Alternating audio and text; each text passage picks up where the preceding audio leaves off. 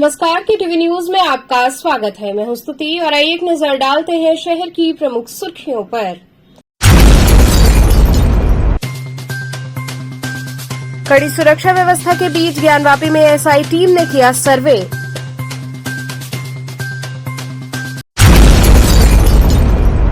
श्री कृष्ण उत्सव सेवा समिति द्वारा श्रीमद् भागवत कथा महायज्ञ का होने जा रहा आयोजन।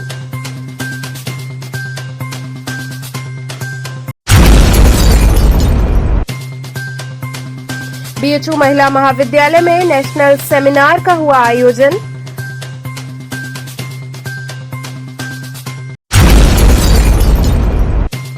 और स्वामी हरसेवानंद पब्लिक स्कूल की बनपुरवा शाखा में रंगारंग कार्यक्रमों संग मना सावन महोत्सव।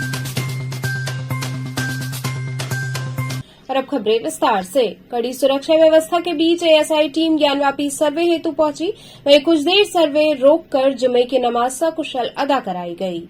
इलाहाबाद उच्च न्यायालय के आदेश के बाद भारतीय पुरातत्व सर्वेक्षण की टीम ने शुक्रवार की सुबह ज्ञानवापी सर्वे शुरू कर दिया। बड़ी संख्या में पुलिस फोर्स व आला अधिकारी मौके पर मौजूद रहे। सुबह से ज्ञानवापी क्षेत्र में काफी चहल पहल रही।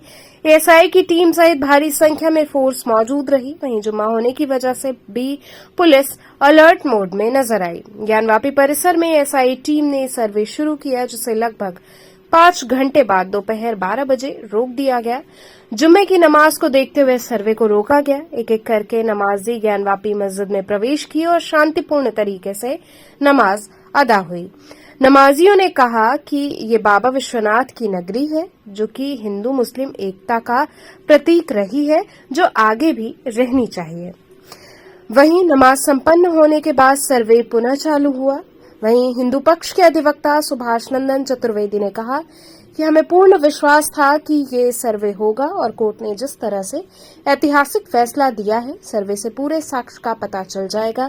सर्वे में जो भी चीज बाहर निकल कर आएगी वो कोर्ट में पेश की जाएगी। इस आधार पर कोर्ट फैसला सुनाएगी। अब देखना है कि क्या क्या चीजें निकल कर आती हैं, ये तो सर्वे के बाद ही पता चल सकेगा। अरे यार 8 तो साल मुसलमानों ने हुकूमत की, तो कहीं ना कहीं असर उनके एहसास तो रहबे करेंगे भाई। आप कैसे हिंदुस्तान की 400 साल फारसी राजभाषा रही है, आज भी नोट पे है, तो कहीं ना कहीं कुछ हटा नहीं देंगे। तवारीख ही रहेगी, तवारीख मिट नहीं जाएगी मेरे भाई बस। और उस तवारीख में जिंदा नहीं रहना चाहिए, जीना नहीं चाहिए, आगे भविष्य में जीना चाहिए, बस ये हम उम्मीद रखते हैं। और हम बनास का अमन अमान जिंदा रहना चाहिए। बाबा विश्वनाथ की धरती हमेशा जो है हिंदू मुस्लिम एकता का प्रतीक रही है, इंशाल्लाह आगे भी रहेगी। देखिए, आज से सर्वे शुरू हो रहा है। आज हम लोग के मन में बहुत उत्साह है कि आज से शुरू होगा। मैं कोशिश करूंगी कि जहां गुंबद है, गुंबद के नीचे से सर्वे जहां धप-धप की आवाज़ आती है, वहां पर मुझे पूरा विश्वास है कि सीलिंग जरूर मिलेगा, तो मैं कोशिश करूंगी वहाँ का हो। अब उम्मीद तो पूरी हमें है भाई, पूरी उम्मीद के साथ हम चल रहे हैं कि सर्वे हमारा होगा। और सर्वे में क्योंकि हमें विश्वास है कि सारे साक्ष्य हमारे वहाँ भरे पड़े हैं, इसलिए उम्मीद तो हमारे पक्ष में ही आएगा। ये सर्वे आज शुरू हो रहा है, इस ऐतिहासिक दिन है। बाबा विश्वनाथ माँ श्रृंगार गौरी का जो है हम जो है चल रहा है, प्रक्रिया शुरू हो गई है। अब हम भी बस पहुँच ही रहे, 5 मिनट हमें भी लगेगा। अब हमारी टीम में तो 8 लोग हैं, हिंदू पक्ष की टीम में 8 लोग हैं। सर्वे जो पिछली बार 53 लोग थे, और उसके बाद अब तो मुस्लिम पक्ष की कितनी टीमें हैं भी मना कर दिया कि वो आज के सर्वे में नहीं होंगे। अरे भाई देखिए, वो इनका व्यक्तिगत मामला है, मुस्लिम पक्ष रहे या न रहे, ये हम अपने पक्ष को जानते हैं। हमारा पक्ष जो है दृढ़ता के साथ वहाँ खड़ा है, पूरी लड़ाई मजबूती से लड़ रहा है। हम लोग न लटकाने वाले हैं न भटकाने वाले हैं, और ना ही हम लोग भागने वाले हैं। हम लड़ाई को मुहिम तक, इस बाबा आराध्य जो हमारे आदि विशेषवर हैं, इनको मुकाम तक पहुँचा के ही छोड़ेंगे। ये जो दावा मुकदमा हम लोगों ने शुरू किया है, इसको अपनी मंजिल तक पहुंचाएंगे। इसलिए मुस्लिम को अगर भाग रहा है, ये उनकी समस्या है। बीएचयू महिला महाविद्यालय में नेशनल सेमिनार का आयोजन किया गया। काशी हिंदू विश्वविद्यालय स्थित महिला महाविद्यालय के कॉन्फ्रेंस हॉल में 2 दिवसीय नेशनल सेमिनार का आयोजन किया गया। कार्यक्रम का शुभारंभ मालवीय जी की प्रतिमा पर माल्यार्पण, दीप प्रज्वलन और कुलगीत के साथ हुआ। इस 2 दिवसीय सेमिनार का मुख्य विषय आजादी के 75 वर्षों के बाद राष्ट्र निर्माण में आदिवासी महिलाओं की भूमिका रहा। कार्यक्रम के मुख्य आयोजक Indian council of social science research new Delhi and institute animation था, जिसका मुख्य उद्देश्य राष्ट्र निर्माण में आदिवासी महिलाओं की विरासत को बढ़ावा देना रहा। महिला महाविद्यालय के असिस्टेंट प्रोफेसर डॉक्टर प्रतिमा गोंड ने कहा कि हमारा ये 2 दिवसीय सेमिनार आजादी के 75 वर्षों के बाद राष्ट्र निर्माण में आदिवासी महिलाओं की भूमिका पर आधारित है। उन्होंने कहा कि आदिवासी नायिकाएं जो इतिहास में कहीं गुम हैं, उनको सही स्थान नहीं मिला, उनका नाम कहीं दर्ज नहीं है। ऐसी बहुत सी नायिकाएं हैं जिनको सेमिनार के माध्यम से मुख्य पटल पर लाने का प्रयास किया गया है। प्रधानाचार्य महिला महाविद्यालय रीता सिंह ने कहा कि प्रोफेसर टीपी कट्टामनी मुख्य अतिथि के रूप में आए हुए हैं। आजादी के अमृत महोत्सव के समापन दौर में महिला महाविद्यालय समाजशास्त्र की तरफ से सेमिनार का आयोजन किया गया। इस कार्यक्रम में लगभग 250 डेलीगेशन उपस्थित। और हमारा ये 2 दिवसीय सेमिनार है और ये role of tribal women in nation building after 75 years of independence शीर्षक पे आधारित है, जिसमें हमने ये देखने का प्रयास किया है कि जो नेशन बिल्डिंग है उसमें जो ट्राइबल आदिवासी नायिकाएं हैं जो इतिहास में कहीं गुम हैं, उनको प्रॉपर कहीं प्लेस नहीं मिला, उनका नाम कहीं दर्ज नहीं रहा। तो ऐसी बहुत सारी नायिकाएं हैं जिनको इस सेमिनार के माध्यम से हमें मुख्य पटल पर लाने का हमारा एक योजना है। हम लोग महिला महाविद्यालय समाजशास्त्र अनुभाग की तरफ से एक सेमिनार का आयोजन किया गया है, जिसमें ट्राइबल विमेन के रोल, जो कि आज़ादी के पूर्व क्या रोल था और आज़ादी के पश्चात उनकी क्या भूमिका है और किस तरीके से उन्होंने अपने अधिकारों का प्रयोग करके एक स्थान अपना ग्रहण किया है और अपने अधिकारों का प्रयोग करना वो सीख रही हैं।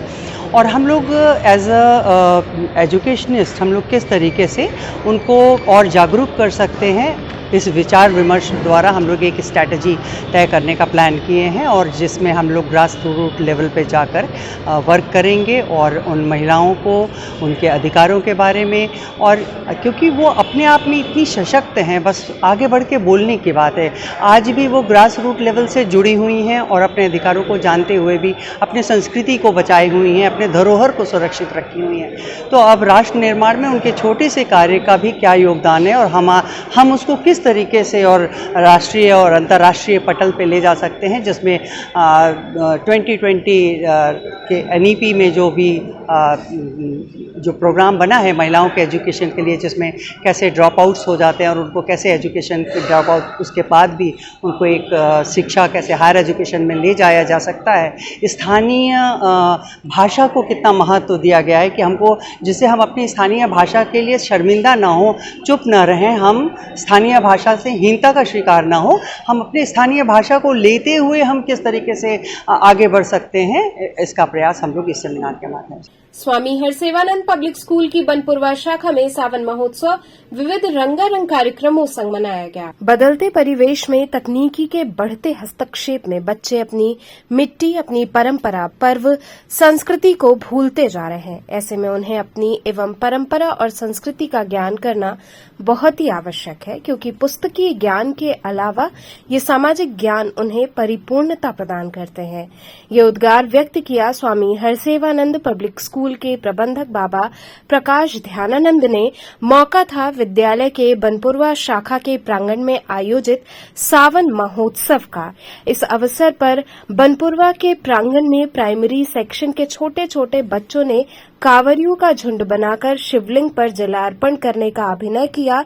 आकर्षक लताओं से सजे झूले पर राधा कृष्ण का अभिनय, सावन के मेले का आकर्षक दृश्य, कजरी गाती गांव की महिलाएं, मेहंदी रचाती नारियां आदि की मनभावन झांकी सजाई गई, जिसको देख दर्शक दीर्घा में बैठे बच्चों एवं अभिभावकों ने खूब सराहा। कार्यक्रम में प्री नर्सरी से कक्षा 3 तक के विद्यार्थियों ने प्रतिभाग किया। अंत में प्रधानाचार्य डॉक्टर A.K. चौबे ने बच्चों के अभिनय की प्रशंसा की। कार्यक्रम का संयोजन क्रियाकलाप प्रभारी मंजुलता शर्मा ने किया तथा धन्यवाद ज्ञापन छात्रावास अधीक्षक रिटायर्ड लेफ्टिनेंट M.S. यादव ने दिया।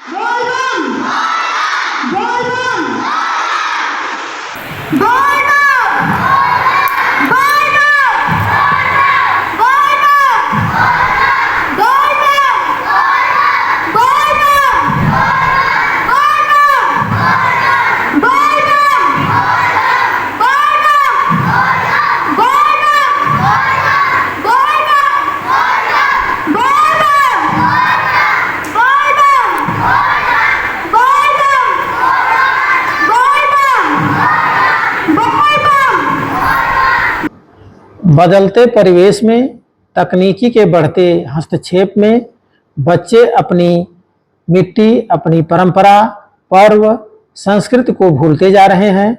ऐसे में उन्हें अपनी पर्व, परंपरा और संस्कृति का ज्ञान कराना बहुत ही आवश्यक है।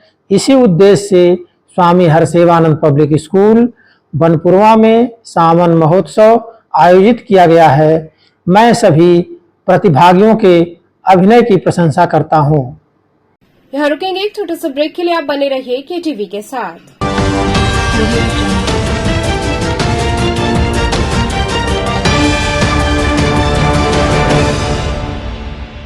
खबरों से जुड़े रहने के लिए हमारे चैनल KTV वाराणसी को सब्सक्राइब करें और लेटेस्ट अपडेट्स के लिए बेल आइकन को प्रेस करें।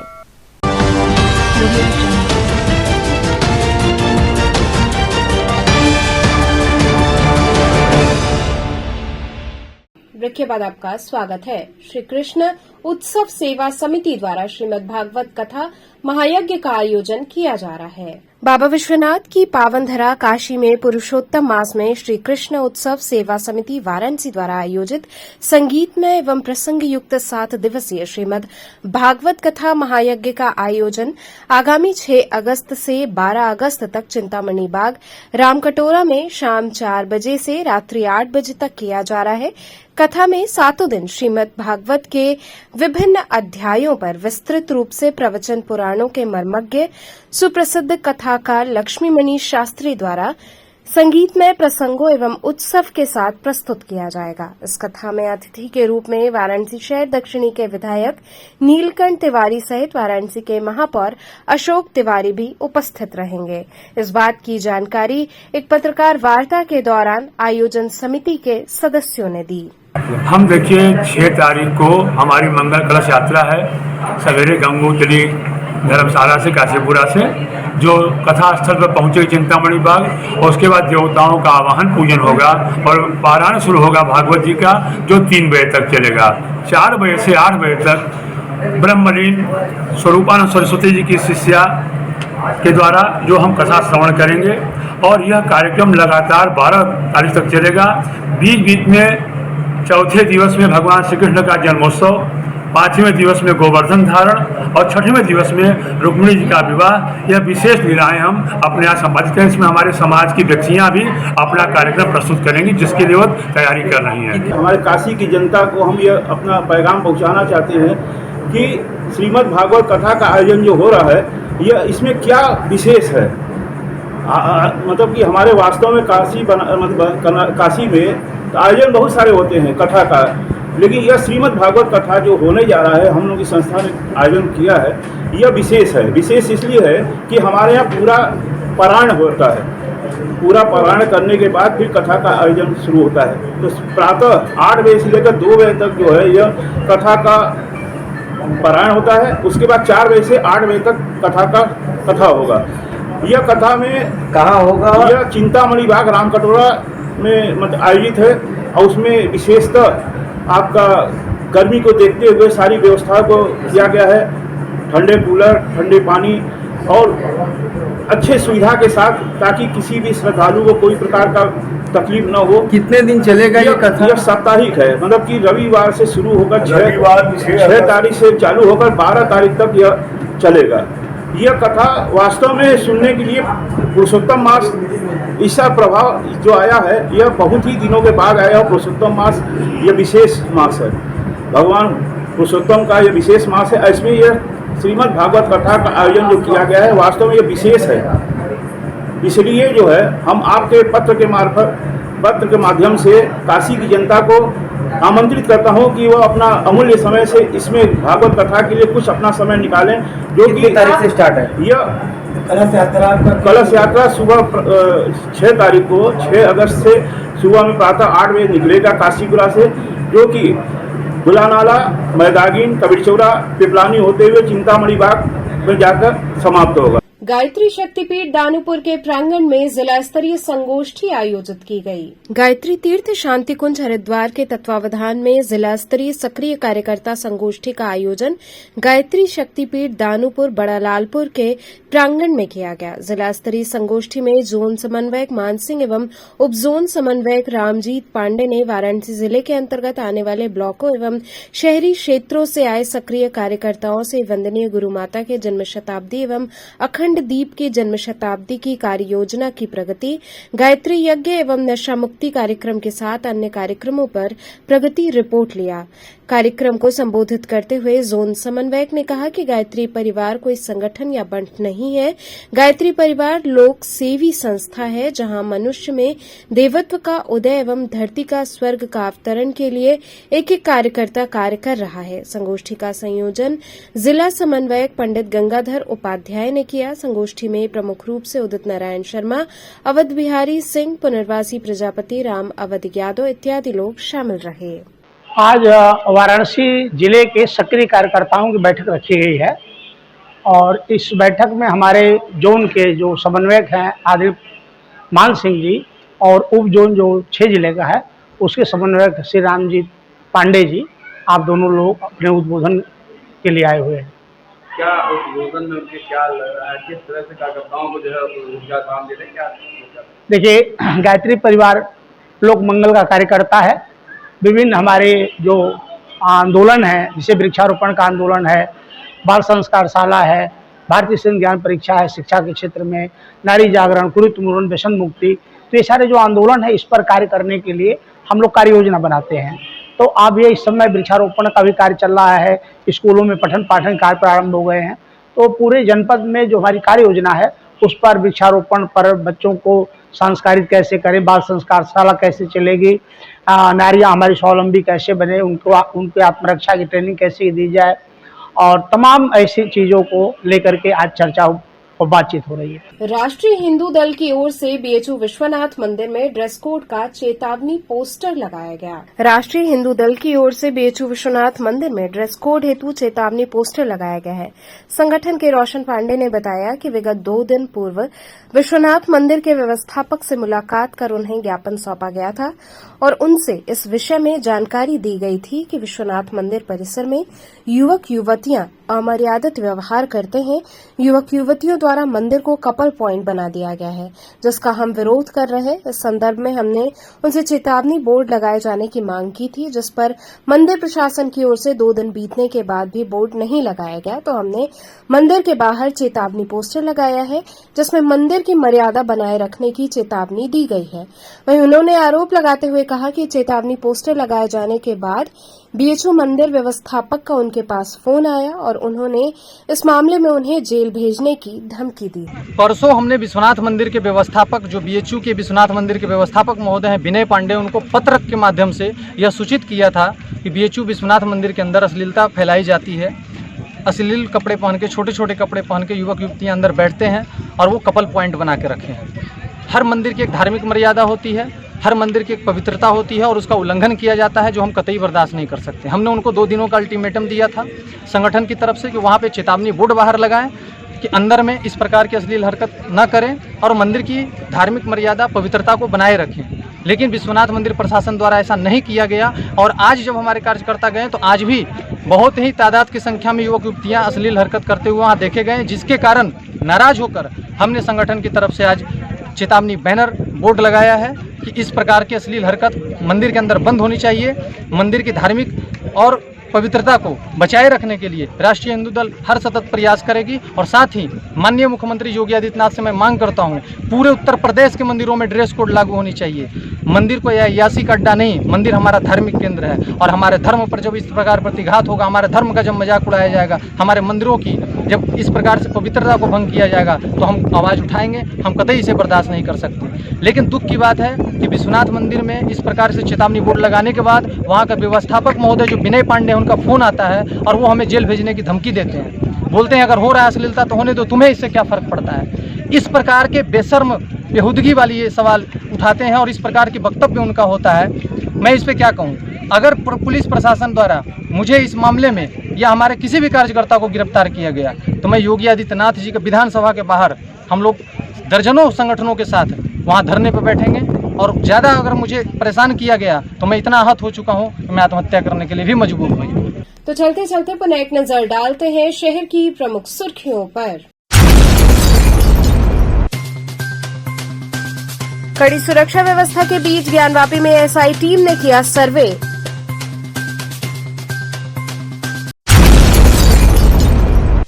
श्री कृष्ण उत्सव सेवा समिति द्वारा श्रीमद् भागवत कथा महायज्ञ का होने जा रहा आयोजन।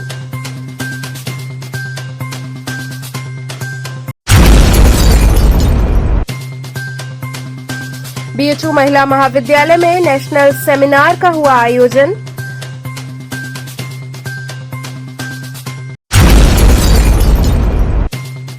और स्वामी हरसेवानंद पब्लिक स्कूल की बनपुरवा शाखा में रंगारंग कार्यक्रमों संग मना सावन महोत्सव। तो ये थे आज के समाचार। कल फिर होगी मुलाकात, तब तक के लिए नमस्कार।